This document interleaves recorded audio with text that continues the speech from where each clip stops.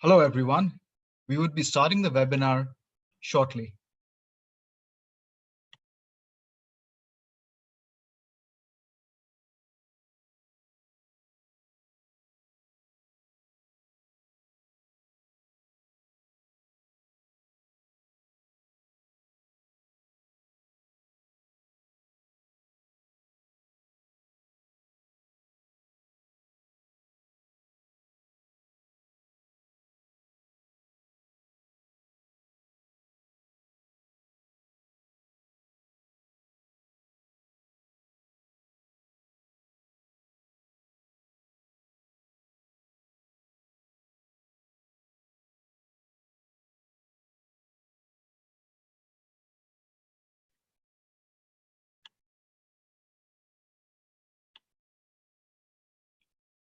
Hello, everyone, and thank you for joining us today for the webinar on Equip Your Business for the Oman VAT, hosted by Nextime.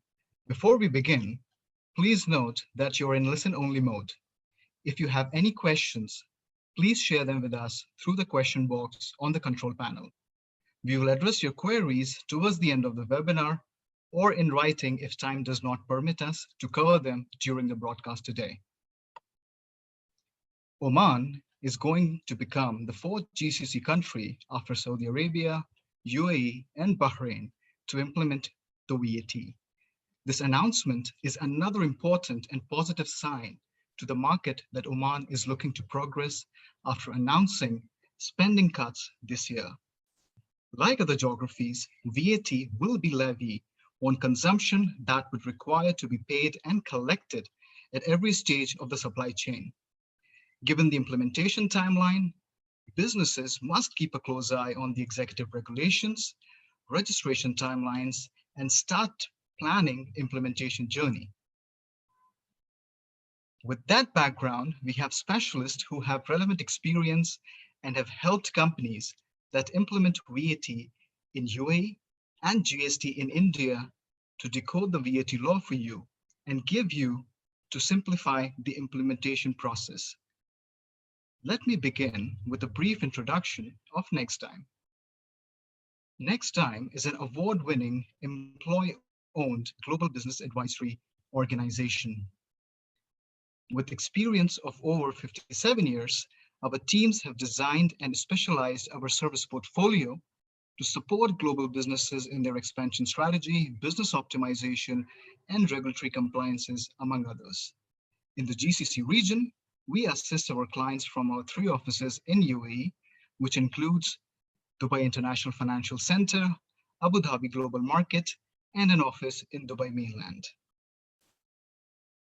Nextime's tax practice has been ranked consistently by leading international tax journals, and we are listed and recommended by World Tax. We have also been awarded Tax Firm of the Year by the International Tax Review.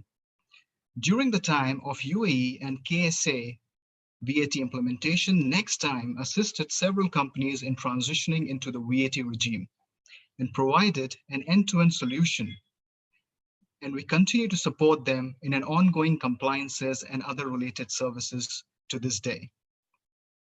Now, before I invite our speaker, I would like to mention that Mr. Rajaram Narasimhan, Senior Tax Inspector at Tax Authority of Oman, has graced us with his participation.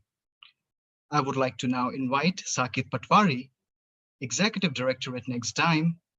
Saket leads the indirect tax practice, and with an experience of over 15 years in indirect tax advisory, policy advocacy, dispute resolution, he has headed indirect tax practice at one of the largest telecom company.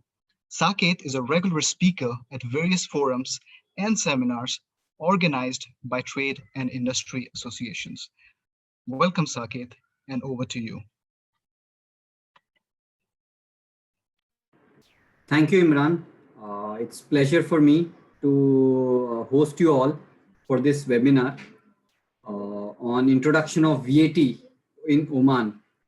So while other GCC countries like Saudi Arabia, Bahrain and all, they've implemented VAT, Oman is now going to implement VAT from 1st April 2021.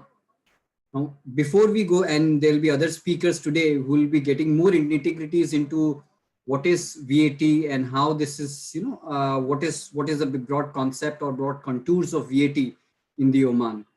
But before we go ahead there, let's first have the more fundamentals of value-added tax, that is VAT, that's going to be introduced in Oman as well.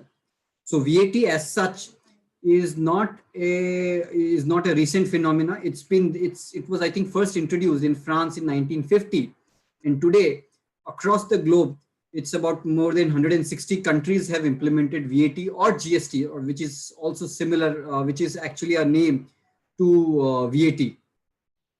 So first, before we begin on detail on understanding what is the broad concept of value added tax, let's go ahead. Why VAT? Why in the first place is Oman introducing VAT? One of the big reason is, until now we have been, the Gulf countries have been fortunate of not levying any taxes. But I think it was to come any which ways, because at some point in time, government would need, or Sultanate would need some money or contributions from the citizens of the country to for their public utilities, for expenditure on public welfare and utilities. And that's the reason of implementing any tax law for that matter. We are also hearing about direct tax being also levied in the Sultanate of Oman. Now, typically let's start with what is the difference. What are the different taxes that can be levied? One is direct tax, as I said, which may be levied, but VAT is not a direct tax, but an indirect tax. What is the difference between a direct tax and an indirect tax? If I have to, in a very layman terms, explain, direct tax means the tax is levied on the person and that person bears the tax. Whereas indirect tax is something when the tax is levied by one person, but it is borne by some other person. So that is why it is known as indirect tax. Tax not directly on you. So the one who pays the tax does not bear the impact of the tax. So if you go to the next slide, we'll just give you a brief snapshot of what is the basic mechanism of VAT. Now here we have imprinted, or here we have laid down a typical transaction in any VAT, in any value added tax.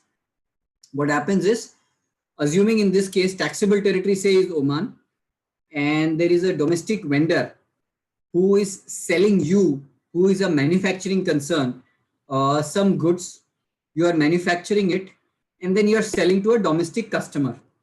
Okay. Now, so say his purchase value is 100 rupees, and let's assume the VAT rate to be 5%. So the domestic vendor will charge you 105 rupees, and you will have to pay him, Oman Riyal. You have to pay him Oman Riyal of 105 to the domestic vendor. Now, what will happen is, suppose you also need certain goods which needs to be imported from some other country, and the import value is say 100, and even on that, on a reverse charge basis, you have to pay 5% of tax. So both put together, your cost is 200 riyals, and a 10 riyal of the VAT is charged by a domestic vendor, or you have paid on a reverse charge basis on a procurement from outside of the country. Now, with this, you manufacture those goods and sell these goods to a domestic customer. The sale value, assuming for a moment that the sale value is 400 riyals. And therefore, again, the same 5% of tax would mean 20 riyals would be the VAT amount. Total customer has to pay you 420. Okay. So you will collect 420 from the customer. Okay. But while paying tax to the government, you would pay out of the 10 rupees of credit. You will use that. You will take a set off of the 10 rupees of credit, 10 riyals of credit. I'm so sorry. Of 5 riyals from the domestic vendor and 5 riyals from the overseas vendor. So these 10 credit you will use, and balance 10 riyals you will pay from your own pocket, or which you have anyway collected from the from your customer. So in nutshell, if you see, what happens is, on a sale value of 400, you have actually recovered 20 riyals from your domestic customer, and you have paid 10 riyals to your domestic vendor or on reverse charge basis. Net net, you have collected the entire tax on this sale from the customer, okay, of 20 riyals, and you have paid 10 to the government and 10 riyals to your domestic vendor or on the overseas basis when you paid reverse charge tax. So in nutshell, you have not been borne by any tax. There is no tax that has been borne by you. Okay. The tax has been ultimately, suppose this domestic customer of yours is an end consumer. He doesn't sell it. He's for example, you manufactured a pen and he is the user of that pen. So that domestic customer will bear the consequences because for him, the cost is 420 riyals. So that's how, while you as a taxpayer paid tax to the government of 10 riyals, but of 20 riyals, 10 by setting it off and 10 by collecting from 10 in cash, but ultimately you bore nothing as a tax. So tax as a consequence does not make any difference, whatever be the rate may be. It doesn't impact the cost of the manufacture or cost of the cost within this thing. Now this also brings to an interesting scenario. While everyone, if you see in any taxation, maybe most likely in direct tax, if there's an exemption available, people really go for that exemption and they like it if there is an exemption available. Well, this is a unique philosophy or unique thought process in when it comes to VAT or in indirect tax, which is creditable. There, if there is an exemption available to you, you may want to forego the exemption if that's possible for you. Reason being, if you are exempted, if your output sales is exempted, that means you're not allowed a credit of input also. So in the same example, what will happen is, suppose the domestic vendor is obviously charging you 5 riyals and you are on overseas transaction, you are paying 5 riyals. So 10 riyal is your cost. But on an output, you will lose the ability to collect VAT from your customer because it's exempted. So which means your cost, which was in the fully creditable scheme, was only 200 riyals, has now become 210. So which is why, well, any exemption may not be a welcome move as we go forward, depending on what industry and what is the input mechanism or input credit availability you have. Only the last concept about VAT is generally the export transaction, that is when you sell outside of the country, is zero rated, which means your credits doesn't get lost in the exemption example that I explained, but you don't have to pay tax on your output. So you have the ability to take the entire credit, but no tax is payable on the output. Yeah, next slide, please.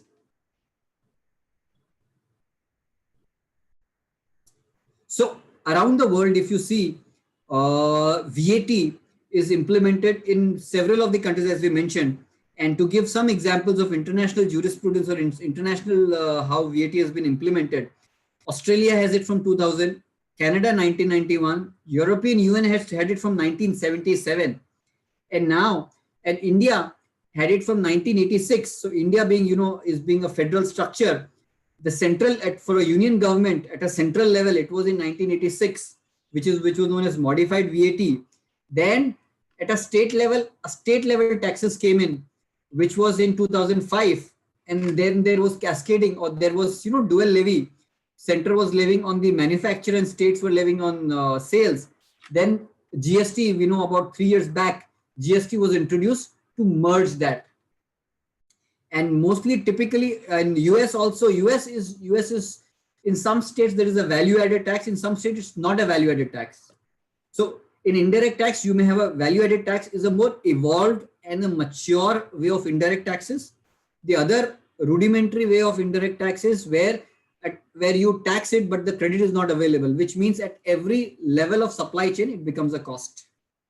So, which is the case in the US, but otherwise across the globe, this is more matured practice, and therefore value-added tax is a concept that has been adopted mostly in most of the countries. Next slide, please. in the GCC region, if you see, value added tax was introduced. In fact, it's there is something called as late mover advantage. While across the globe they had various kinds of taxes. Say in India, it was value added tax introduced in 1986, but the excise on manufacture was there since 1944. So while all these countries have transformed and changed the laws or changed the tax regime, and gotten more evolved after learning from the setbacks of the earlier taxes for GCC countries, basis the learning across the globe, we are now directly coming or directly incorporating value added tax, which is a more evolved one, as I mentioned. So already Saudi Arabia has already implemented value added tax, and we have Bahrain also implemented in 2019, UAE implemented in 2018 again, and Qatar, although it was to implement, but it got deferred. Now it's the fourth country is Oman, which will be implementing VAT in 2021. So with this brief introduction or brief about the VAT, let me just introduce our next speaker, Mr. Ankit Nagda from SKP. He is a chartered accountant and has been very considerably has been working on the VAT compliances for GCC region, and also did a very excellent or a considerable amount of work during implementation of VAT in the UAE region.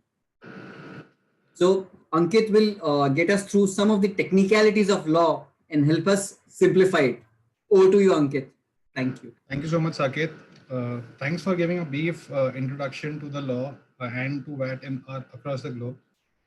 Giving a brief background about VAT in Oman is the VAT has been introduced in the official gazette in Oman on the 18th of October 2020, and given the 6 months time period, it is expected to be coming in effectively from 16th April 2021, and the executive regulations, that is the rules which would give the background or the supporting for the law, are expected around December 2021, and the registrations for the taxpayers or the businesses would start from January 2021, and the returns for the first period in Oman would be somewhere around June 2021.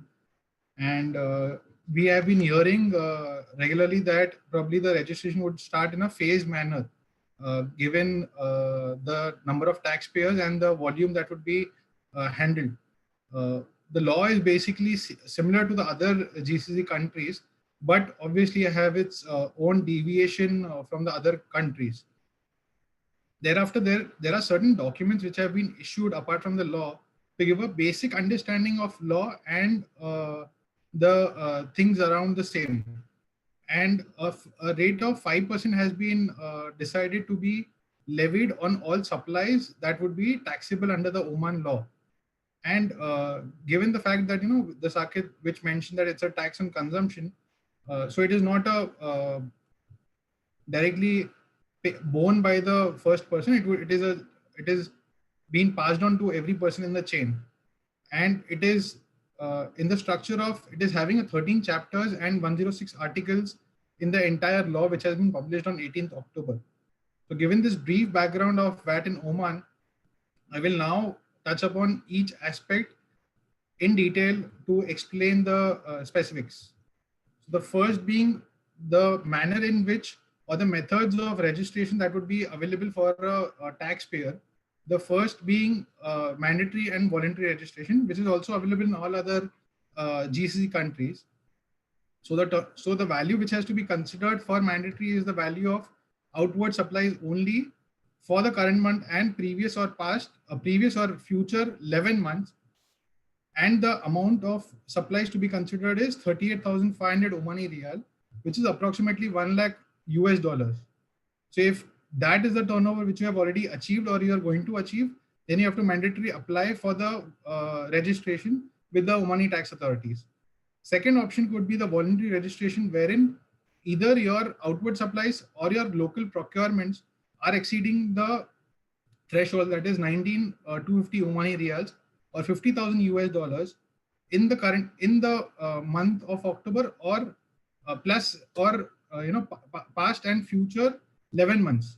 So in these two cases, this is basis the turnover of the supplies or the procurements that the taxpayer is making, basis which they can apply for the registration.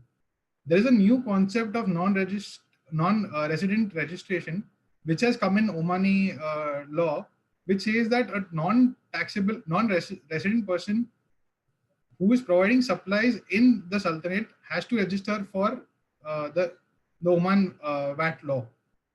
And because they are not resident within the Oman, they can appoint someone to act on their behalf, and that person would be called as a tax representative, who would be acting on behalf of the non-resident to carry out all the formalities and all the compliances and procedures which is levied or which has to be complied by the non-resident. The next concept is of the tax group, which is also prevalent in other GCC countries. Here, a group company having multiple entities can register together and form a tax group, wherein they'll have to do a single compliance, do all filings for the entire group as a whole, not for each entity in detail, which could be a time saver and a cost saver for the group as such.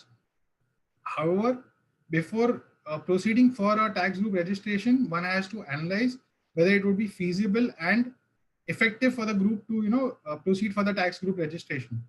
The next concept is if a company is only into making zero rated supplies, then it can apply for a registration and make an exception, because it would not have an outward liability as such. But in case the company is proceeding for a exception, then probably the amount of credit it would be paying to the vendors would not become recoverable to them, and would then become a cost. So the criteria for making an exception would depend then upon the cost benefit that the company would have to bear in case the registration has been not obtained.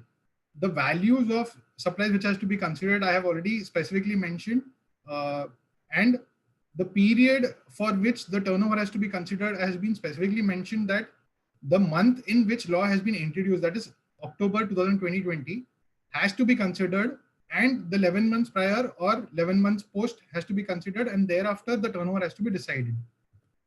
Thereafter, there's a new concept of responsible person which has been introduced in Oman law, and which is a very welcome and at the same time a responsibility of the person who's been designated by the company or the individual or the firm or the authorities as such, to be responsible for all the compliances that particular taxable person has to be done.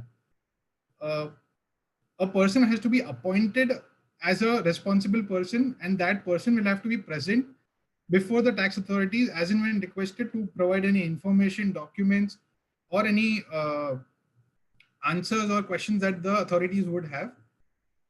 That person would not be allowed to stay outside Oman for more than 90 days. If he wants to stay, then he'll have to obtain the prior approval of the authorities, appoint another person, get that person in place, and thereafter he'll be able to move out of the country if he wants to be out of the country for more than 90 days.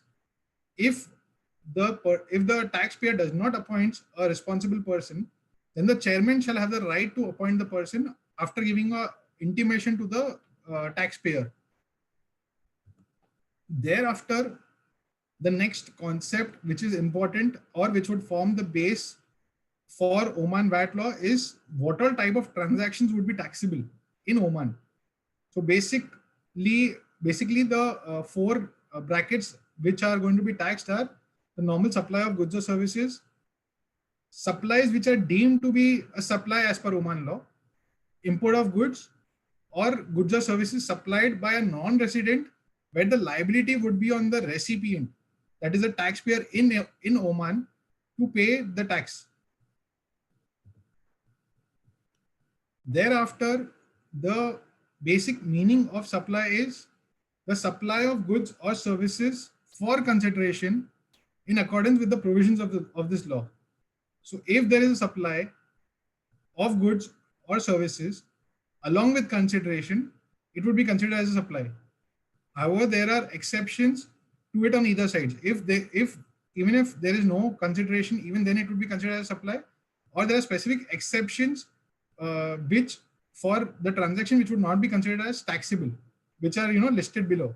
The first is supplies in case of a transfer of business. That is, if the entire business as such is being transferred to another entity as a going concern, the entire transaction would be out of the VAT net.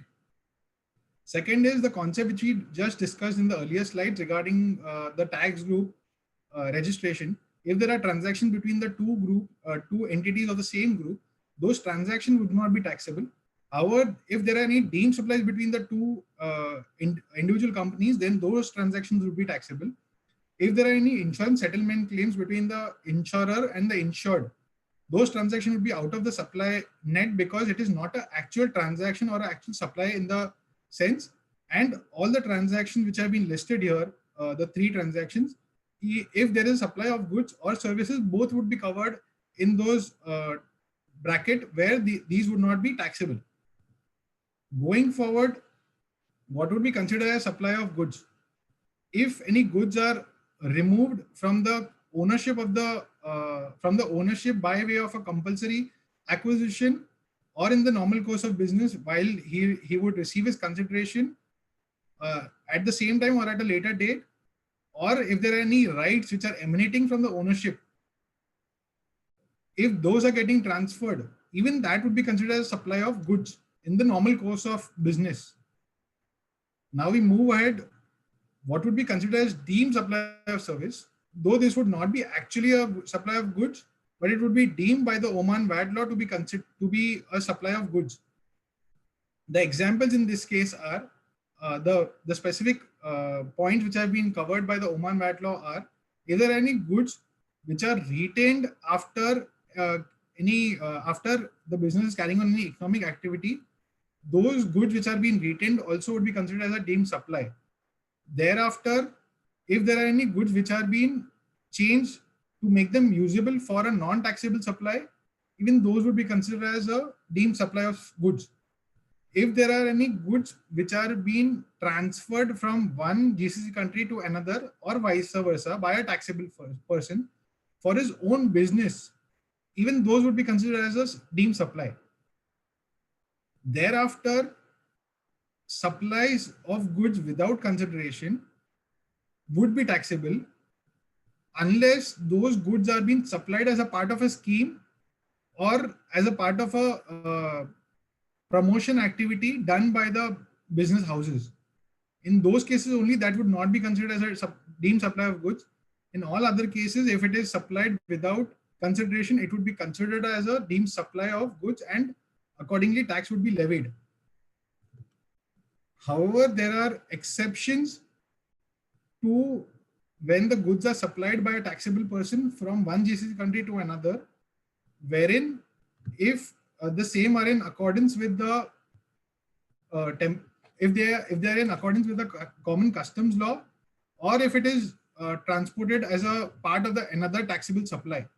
Only in those cases they would not be considered as deemed supply of goods. Now we move ahead to what would be considered as supply of service.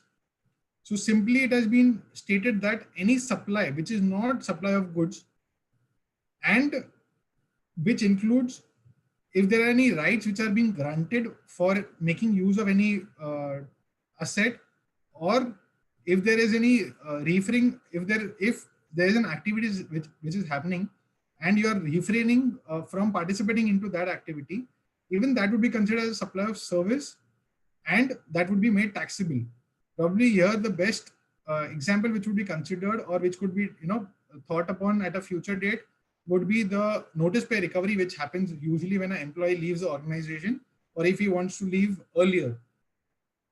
Thereafter, same concept of deeming provision is also available or is also present in the supply of services, which is if there are any assets which are being used by a taxable person without consideration for any activity other than in the normal course, that would be considered as a deemed supply of services. And if there are any services which are supplied without consideration, even those would be considered as a deemed supply of service. Here, the Omani VAT law has given a specific provision which states that if any input has been deducted on any procurement and that has been supplied without consideration, would be considered as a deemed supply, subject to the exceptions which are being made in the previous slides pertaining to supply of goods. Only in those cases, those would not be considered as deemed supply of goods. Otherwise, in all cases, it would be considered as a deemed supply.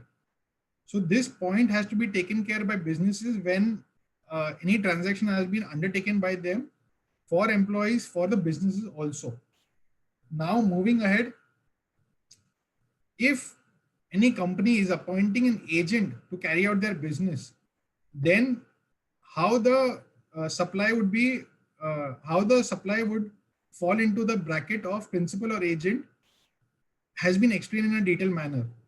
So if the supply is in the name of and on behalf of the principal, the supply would be considered to be made by the principal. But if the supply is in his own name only, then it would be considered as supply by the agent himself and not by the principal.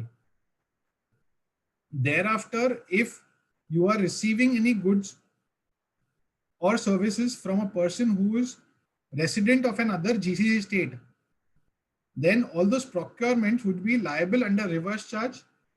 And if you are receiving any services from a person who is not a member of GCC state, even those transactions would be liable under reverse charge. And the differentiating point in case of Oman VAT law is any liability which is payable under reverse charge has to be actually paid in cash, and thereafter the credit of it can be deducted from the VAT liability, which is not the same case in the UAE VAT law. In the UAE VAT law, if there's a liability under reverse charge and if it's creditable, you can recover it without paying it also. So this would have a cash flow impact for the companies for a temporary period. Now moving on to the important concept of place of supply of goods, which would basically determine the taxability of the supplies which are being made by the businesses. So the first place of supply for goods, they have basically given few categories, and few are to be probably coming in the executive regulations. So the first point being, the place of supply would be the Sultanate if the goods are supplied without transportation, and the goods are when the goods are located at the customer's disposal in the Sultanate. That could be an example of a mall where the goods are placed at the customer's step, from where he would be picking up it and going ahead. Thereafter, if the goods are being transported and the goods are in the Sultanate at the time of dispatch, then the place of supply would be considered as Oman. However, if the goods are being exported to a country outside Oman or the other GCC states, there would be provisions which would say that it would be zero rated and not a standard rated supply. Thereafter, speaking of the supply of oil, gas and water supplied through pipelines, if the supply is made by a taxable person to a taxable trader, the residence of taxable trader would be considered as place of supply. So accordingly, it would be the place of residence of the taxable trader and not the Sultanate as such. Thereafter, if the supply is made to a non-taxable trader, then the place of supply would be the actual consumption, and accordingly the taxes would be levied. Thereafter, the provision for place of supply of in case of import of goods is Sultanate, where the Sultanate is the first point of entry for the goods getting cleared, or if the goods are in the customs suspension for some reason, and the Sultanate is the first place where the goods are getting released from the suspension. Then in those cases, the place of supply would be the Sultanate, and the taxes would be levied accordingly. Thereafter, if there is any supply between the Sultanate and one of the states of the council or vice versa, then the place of supply would be determined by the regulation, and which would be coming in the near future. Now we move ahead to the place of supply of services. That how do we determine the place of supply of services? If the supply is made by a taxable person in Oman to any taxable person registered in any GCC state, then the place of supply would be the residence of supplier.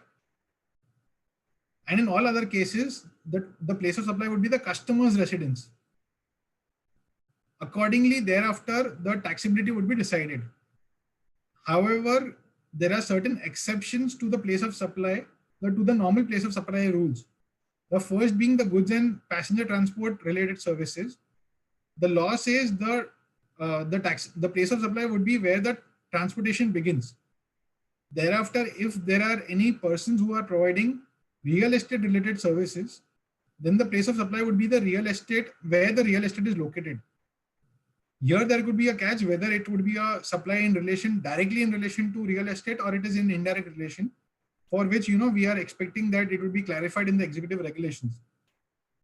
Thereafter, if there are any lease services which are the transportation lease services which are being provided by a taxable person to a non-taxable person, then the place of supply would be considered at the customers, the place where the transportation vehicle is being kept for the customer's use. Thereafter, if there are any wireless services, telecommunication services being provided, the actual place of supply would be the place where the customer is getting the benefit from.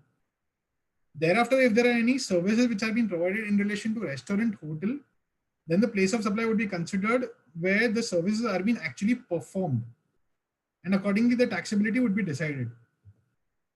Now we move ahead to when the taxes would be payable. So it is the general rule and which is followed in all our countries, which is either the date of issuance of invoice or the date of payment of receipt, whichever is earlier.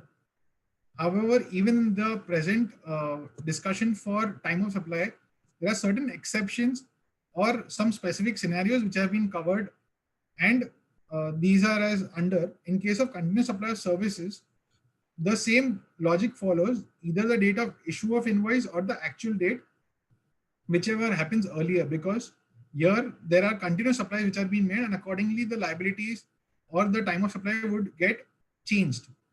In case of prepaid telecom cards or vouchers, they have been it has been stated that it would be decided in the executive regulations which are to be coming in the near future.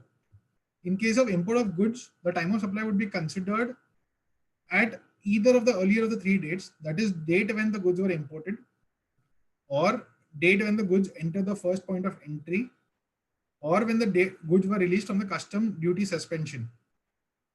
So given the fact that there are different timelines for the time of supply, it would be relevant for the business to take care of these dates and thereafter carry out the necessary transactions relating to the same. Now we move ahead to an important aspect that of valuation, basis which the tax would be calculated on the supplies or on the imports being made. So general provision for the valuation is the amount of consideration that has been charged to the customer, and excluding the taxes that would be levied or any other discounts, but it would include any expenses which are being incurred by the customer or any other fee or tax payable on the specific supply. Thereafter, if there are any, thereafter the value of imported goods would be the custom value, and the taxes which are being levied, that would be the custom duty and any other fees which are levied at the time of import. Thereafter, the value of goods which are being temporarily exported, the value would be as provided in the common customs law, and probably the addition which has been made to the goods which are temporarily exported, that would be considered as the value of the goods which are temporarily exported. Thereafter, if anyone is dealing in the used goods, then the valuation would be determined basis the profit margin scheme, which would be explained in detail in the executive regulations. Now, an important concept, if there are transactions between the related parties or if there is a deemed supply which has been made. So the criterion to decide the valuation between related parties is either of the two, that is the market value, or if the value of supply is less than the market value, then the regulation would be providing for the methods by which the value has to be determined. If the supply is made with in relation to deemed supply, the actual cost of purchase or if that is not available, then the fair market value to be decided along with the regulations which would be published in the near future. Moving ahead, there are some specific exemptions being given to the normal outward supply and the imported goods. In case of local transactions or supplies, the supplies of financial services would be exempt. Thereafter, healthcare, food, undeveloped lands, residential real estate, local passenger transport, renting real estate for residential purposes would be exempt, subject to the conditions which would be prescribed in the executive regulations. Here, thereafter, the goods which are imported and which should be exempt from the levy of VAT are the goods which are either locally exempt or zero rated. Even those categories of goods are being imported, even they would be exempt from the levy of VAT. Thereafter, if any goods are imported for diplomatic or consular use or for armed and security forces use, even those would be exempted from the levy of VAT. Thereafter, if any individual who is importing the used home appliances or personal household items for the first time, even those would be exempted for the levy, which would mean probably any person who would come to Oman for staying and for business and who's getting the used household items, he would not be required to pay a VAT on the import that has been made. Thereafter, any necessities which are being procured by a non-profit organization in Oman, even those would be levied, those would be exempt from the levy of VAT. And if any goods are being imported, if there are any goods which are being returned by the customer and those are getting imported back to Oman, those would be out of the levy of VAT because of the exemption being provided. Here also there would be rules which would be specified in the executive regulations, and accordingly the necessary compliances would have to be done to avail the exemption. Moving on, there are few exemptions or probably supplies which are being categorized as zero rate supplies. Giving a few examples would be the food stuffs which would be locally supplied, medical and medicinal equipments, supply of gold, silver, and platinum, international transport of goods passengers, and for commercial purposes also, supplying rescue aircraft, rescue boats, or auxiliary ships, and the most important probably being the supply of crude oil and its oil derivatives and natural gas, for which the GCC countries are known. Thereafter, if there are any supplies which are made outside the GCC countries, they would be also considered as zero rated. The first being export of goods, thereafter supply of goods or services which are subject to the common customs law. If there are any exports which are being made because of the goods being temporarily imported into Oman for repair or maintenance purposes. And thereafter, if there are any supplies of services which are made by a resident taxable person to a customer outside the GCC country, provided the recipient benefits of the supply from outside Oman. And further, the regulation would spell out the conditions to be satisfied to avail the zero rating of the services.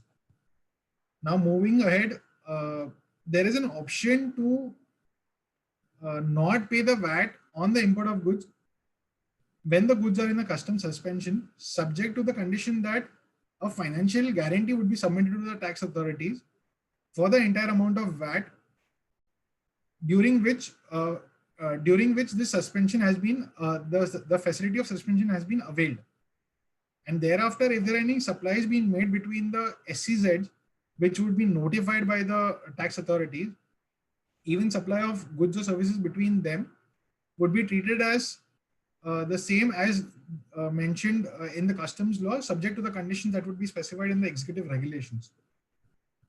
Now, moving ahead to the to an concept of the deduction of input tax. So any person procuring any goods or services would have the right to deduct the input tax paid on the same to the vendor. If, as Saket rightly explained, if any person is making exempt supplies and taxable supplies, there would be a restriction on the credit deductibility also. If there is 100% taxable supplies, then the taxpayer or the registrant would be able to deduct the entire amount of VAT.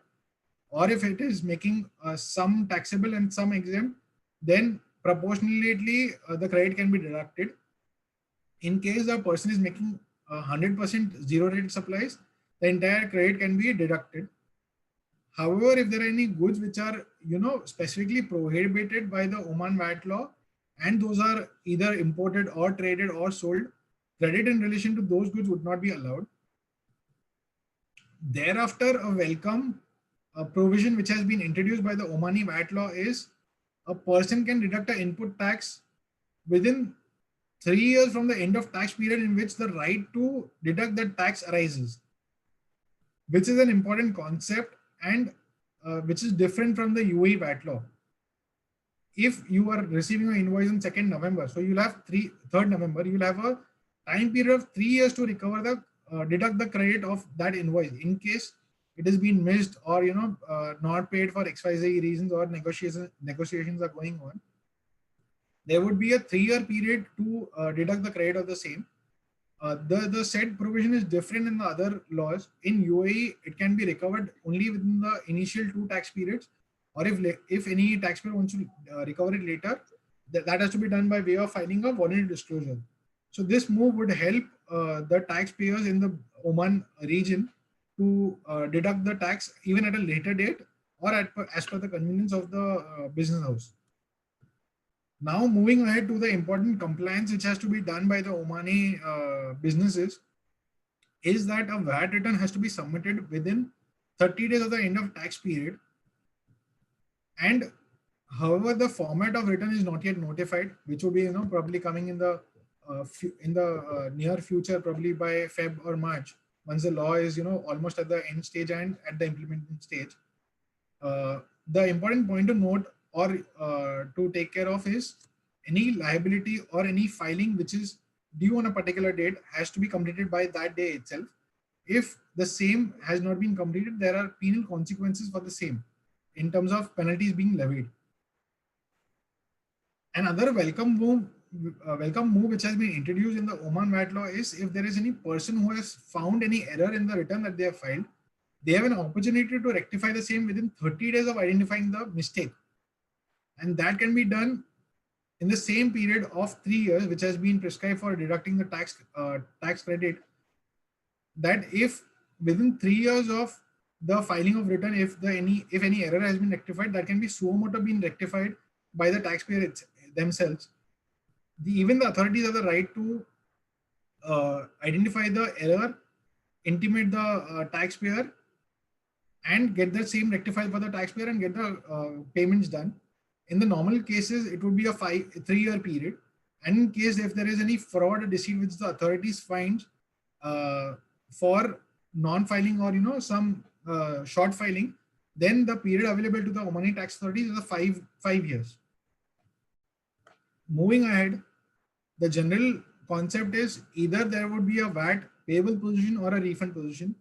If there's a payable position, that has to be paid by the due date prescribed by the law, which is 30th. In case if it is a public holiday, it would be probably the next working day. However, we can wait for the executive regulations to specifically say that.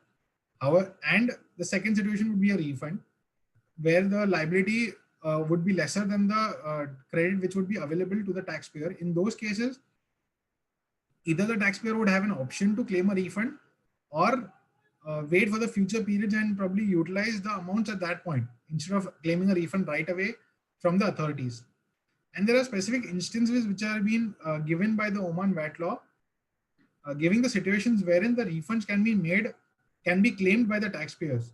The first being already been discussed by us. The second being where any goods are imported by the diplomatic counselors or the army or navy forces. In those cases, a refund can be made. If there are any tourists who are coming into Oman for tourism or a stay, and if they are making purchases, they could also make a refund application and get the amount of VAT paid on the procurement. However, there would be conditions which would be specified in the executive regulations regarding the amount, time of stay, etc., which have to be taken care at the time of making an application to the business to the Omani tax authorities. Moving ahead, to an important aspect of accounts and the records which have to be maintained by the by the business houses. The foremost being that a tax invoice has to be issued correctly for capturing the supply of goods or services being made, and also the same has to be issued in case of a deemed supply also, and in case of advances being received. The invoice has to be specifically in Omani Real currency, or if the invoice is issued in a foreign currency, then in those cases it has to be converted into Omani Reals, taking the base from the average purchase and sale rate which is being published by the Central Bank of Oman. Thereafter, there could be situations where a simplified tax invoice could be issued instead of a detailed tax invoice, for which we are expecting the details to be coming out in the executive regulations. We have picked the format of invoice which has been mentioned in the information sheet which has been published by the Omani tax authorities, which basically says that says the contents of a tax invoice. That is, the title should be mentioned as tax invoice, the address of the supplier, recipient, invoice date, number, which should be sequential, the date of supply, and the detailed description of goods or services being made.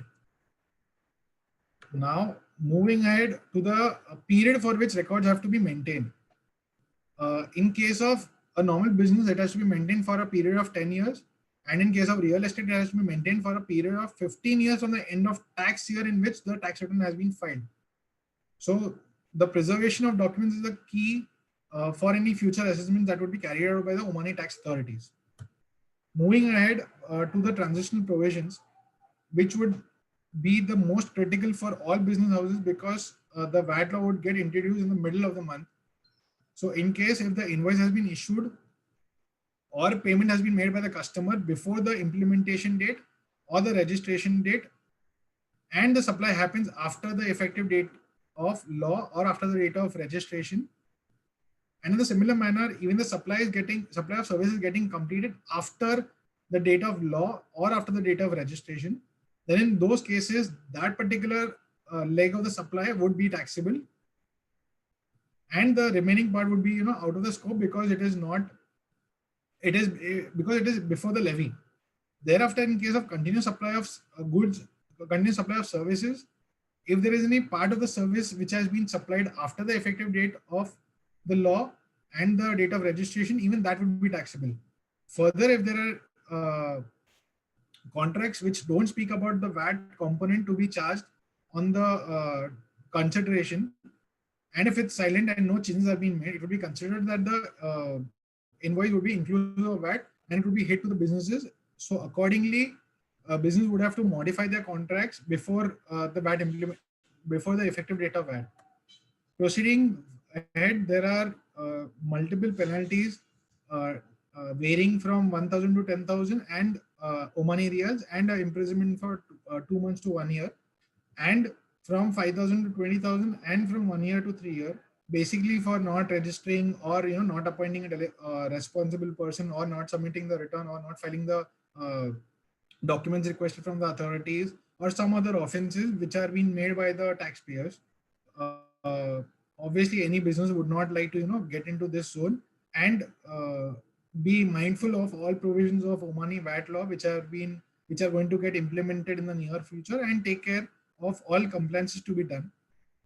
However, there's an important point to be noted that if any business house is repeating an offense, in those cases, court has the right to double the penalty or increase the imprisonment by not more than half the limit which has been prescribed. So business houses have to be mindful of doing businesses in Oman. Thereafter, if there is any penalty or amounts which are unpaid, there's a provision of settlement which can be carried out with the chairman of the tax authority. However, that can be done only when the amount of settlement is not less than the double of the minimum limit and not exceeding double the maximum limit. Thereafter, the provisions for filing appeals if any tax assessment has not been done correctly by the tax by the tax authorities are being specified in detail. We would not touch upon it in a detail because this is something probably which has to be looked at probably 1 year, 2 years down the line and not immediately, and not so very relevant. Moving ahead, this would be the timelines that probably everyone is expecting from the Omani tax authorities. And thereafter, now I would like to introduce Mr. Bhadresh Vyas, who's a practicing chartered accountant and who would explain the readiness and the way forward which for the implementation journey. For a small introduction for Mr. Bhadresh Vyas, he's a chartered accountant by qualification and is having 20 years of experience in indirect taxation. He specializes in handling service tax and VAT compliances, setting up supply chain distribution advisory, conducting diagnostic reviews, preparing financial models, and structuring transactions to mitigate tax exposure. Over to you, Bhadresh. Bhadresh, before you start, this is Imran. I would request all the participants, in case if they have any questions, please share in the Q&A box with us. Thank you. Thank you, Imran. Thank you, Ankit, for the introduction. So, good afternoon, everyone. My name is Bhadresh Vyas, Chartered Accountant by qualification, and I'm into practice of indirect taxes since last 20 years. Coincidentally, this is the same period of time that I have been married to the same wife. And, in my experience, both in the marriage and tax, I can say that managing marriage or managing tax aren't so different. In both, you cannot be too aggressive. You cannot be too lenient. You have to manage a perfect balance between marriage, and the same way in tax. There are a defined set of rules, and if you breach any of those rules, you have to be ready to face those penalties and consequences. So if you are nodding and you are married, I know you are also able to relate it now. Oman was a bachelor till now, but now the marriage with tax has been fixed April 21. So Saket explained us about the basic concepts of VAT and how internationally VAT has been introduced by other countries and what has been experienced so far of those countries. Ankit took us through those specific provisions article by article. The major ones, I would say, are dealing with VAT law that would be introduced in Oman. So having understood both of this, now the question comes, what next? So we are right now in November, and the law would be introduced from April next year. So in this period, what we should be doing, that I would be explaining in the ensuing slides. So VAT in Oman, is a major change for the trade and business. So what would be changing? So while it's a change for the tax function, it's a change that would be majorly impacting the finance and accounts function of any tax organization, but it won't be limited only to finance and accounts function. So it would have impact on each and every stream of the business, and the way we undertake business, the way we plan our supply chain, the way we plan our procurement, the way we market our products, the way we deal with our customers, the way we negotiate or do a vendor evaluation, right? So QES, a quotation evaluation specifically, that entire thing would undergo a change because of introduction of this VAT in Oman. Finance and accounts, definitely, because it's a tax, so we'll have to compute how that would be impacted. The 5% would be the rate. So assess the obligation to have a registration, assess what would be the taxable supplies of goods or services, what would be exempted or zero rated, compute the inward tax credits for deducting it against the output liabilities, and how we will be planning compliance with the law, undertaking return filing and various other obligations. So finance and account obviously would be impacted a big way. Then supply chain and vendor management would also have an implication.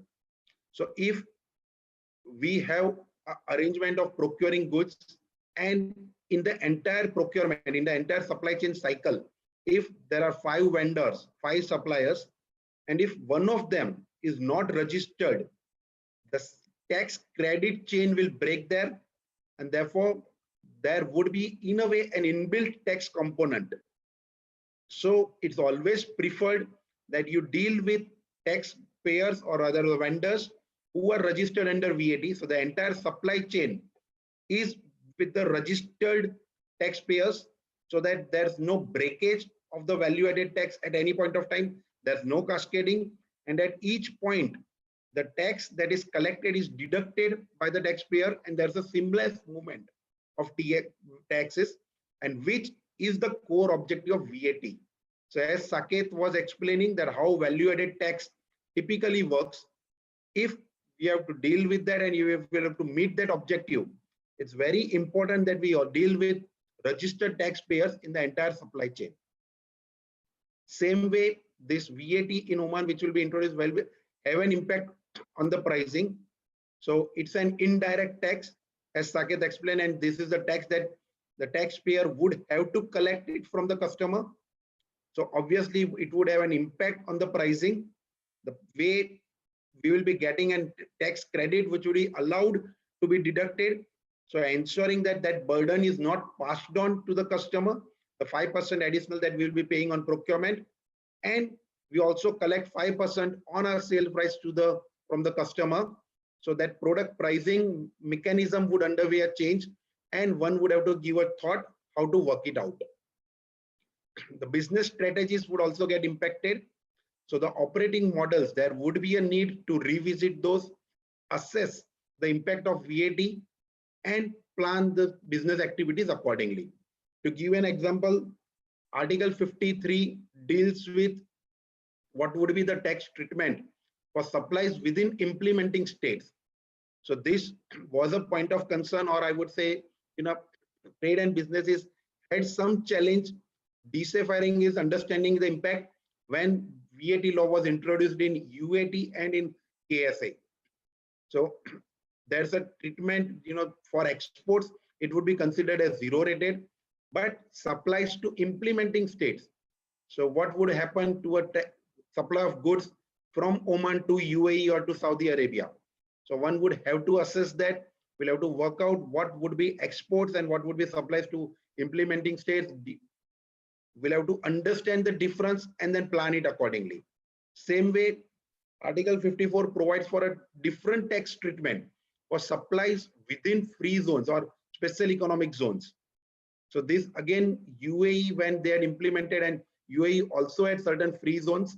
So this was a point of concern, how to assess the tax liability or an obligation for supplies made or consumed within these free zones.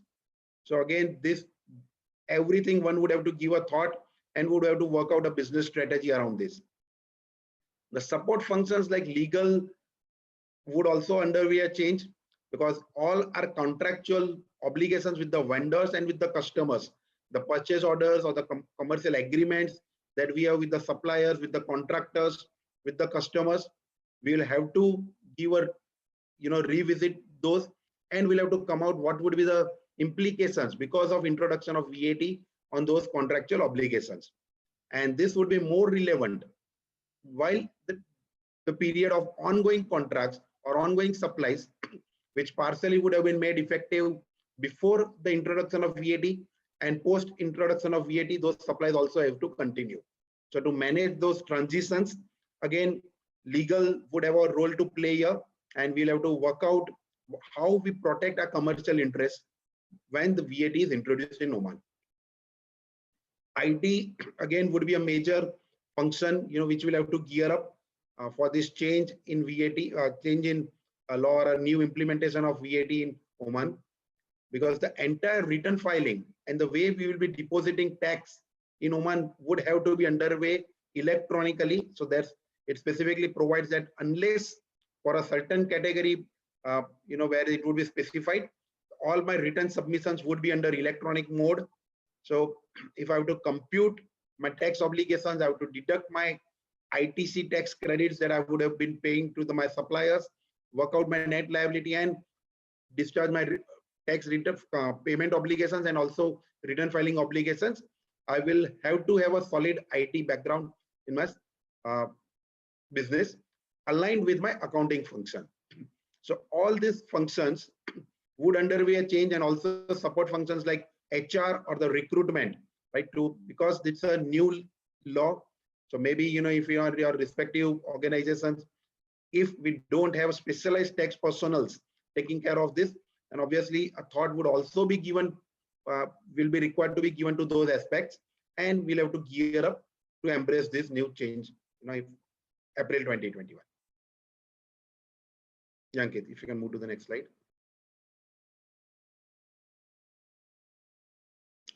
So the approach that I would recommend, and this recommendation is basis my experience of GST implementation in India and VAT implementation in UAE, that 3-step approach any business should follow.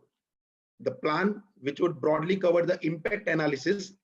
So identify all the business operations that you are undergoing today, evaluate your as-is and map it with to be.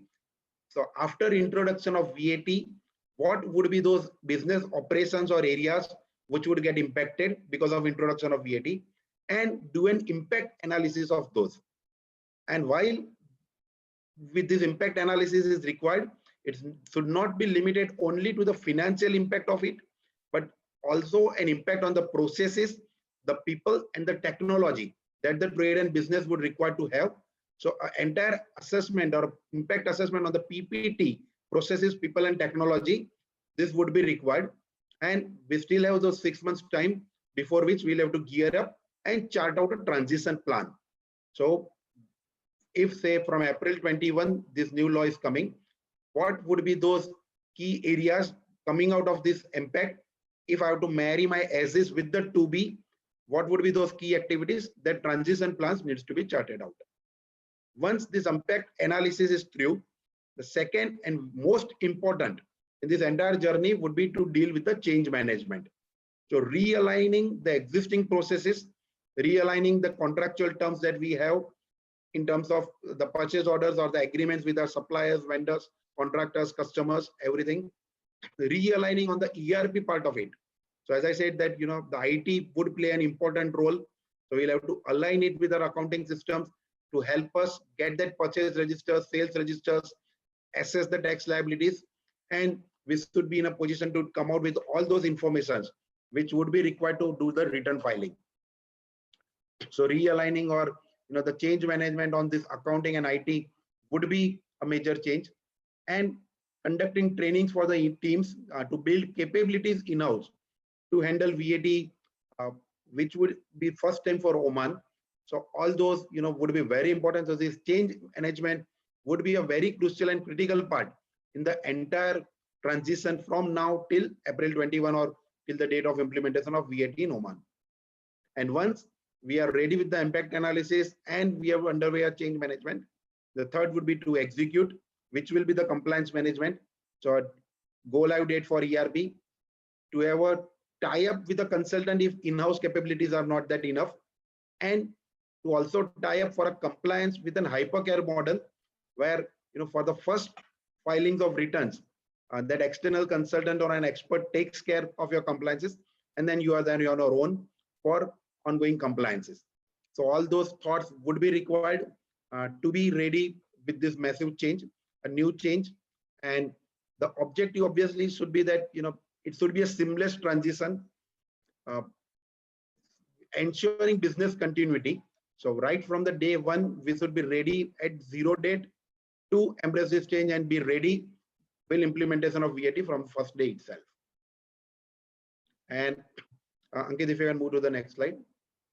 This is the experience. The best way to deal it would be to set up an internal committee, an internal core group for implementation of VAT.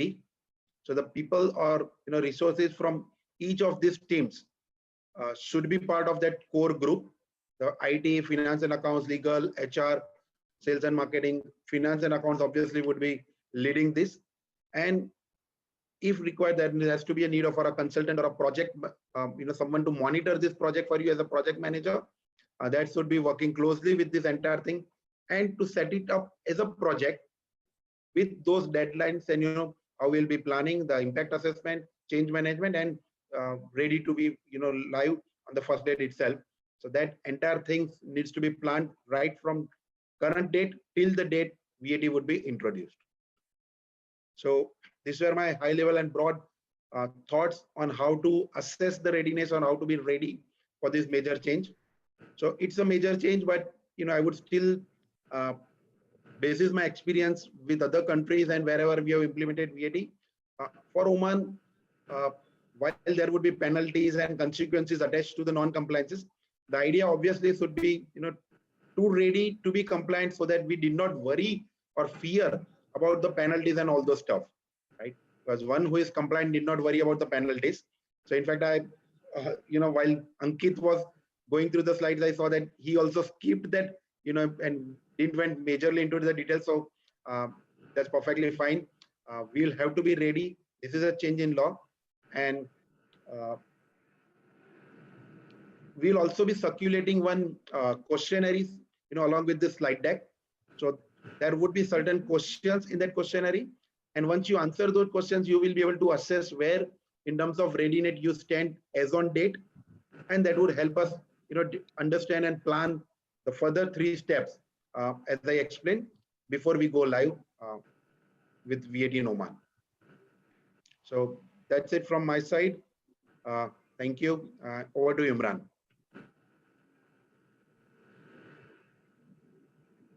Yes.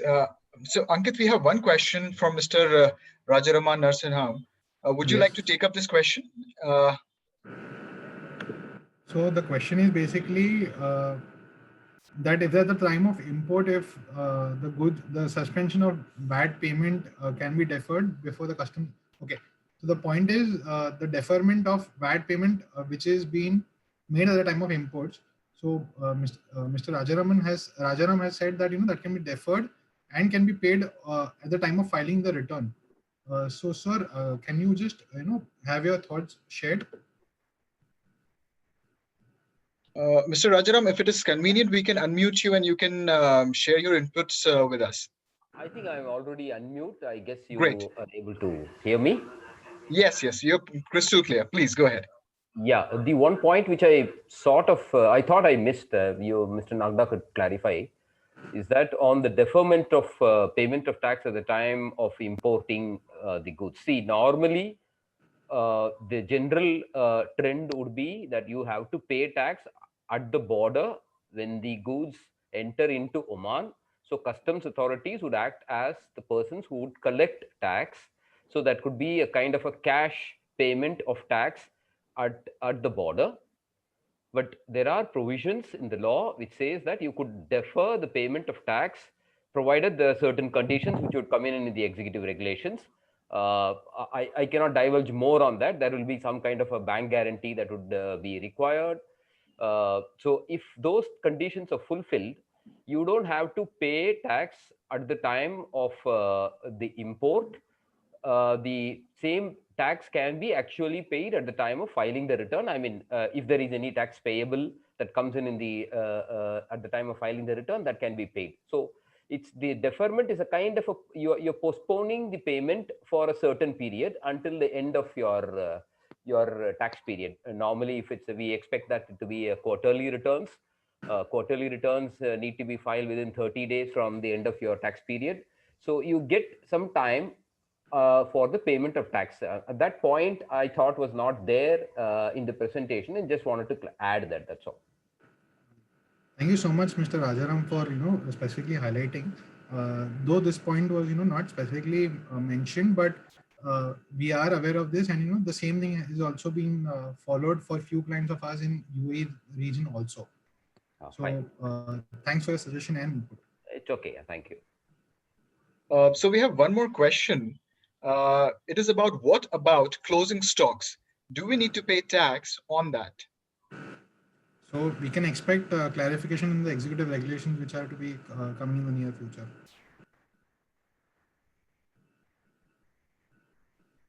Subsequently, the gentleman has asked, what about input tax on projects which are more than 3 years? Which are more than 3 years. Okay. So as of now, it appears that the credit can be recovered within 3 years, but there would be some specific provisions on the long-term projects which would be coming, or the public clarification which would be issued by the money tax authorities. Sure. Thank you, Ankit. Ladies and gentlemen, we have crossed our timeline over here a bit. We would be happy to take your questions separately.